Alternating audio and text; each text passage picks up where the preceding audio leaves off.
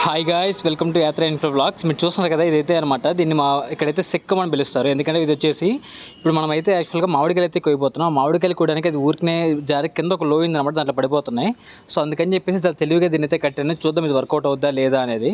ముందైతే కాయిన్ కోస్తున్నాను, చూడండి, చూద్దాం ఎలా వస్తుందో. కింద పడిపోతుంది, దాంట్లో అయితే పడట్లేదు. మళ్ళీ ఒకసారి ట్రై చేద్దాం పడుతున్నాయో లేదు. సో మనం దీనికి కొంచెం మోడిఫికేషన్ చేయాలన్నమాట, అది కూడా చేద్దాం.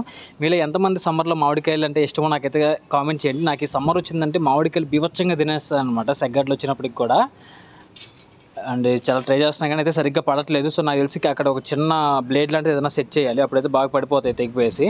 అండ్ కాయలు అయితే పడిపోయింది. ఇప్పుడు అయితే తీసి చూద్దాం, చూడండి ఎంత బాగా వచ్చిందో. ఐ మీన్ ఎన్ని కాయలు పడ్డాయో చూద్దాం. 3 తీసాను మొత్తం, ఒకటి కింద పడిపోయింది, 2 పడి ఉంటాయి అనుకుంటున్నా. ఇదిగో లోపల ఒకటే ఉంది. ఇది కూడా అంటికాయ అనమాట. అంటికాయ కూడా టేస్ట్ అనేది బాగా పుల్లగా ఉంటుంది, చూద్దాం. అబ్బా, గొడ్డు పులుపుగా ఉందన్నమాట. మీరు ఏ మామిడికాయలు అంటే మీకు ఇష్టమో నాకు కింద కామెంట్ చేయండి. And subscribe.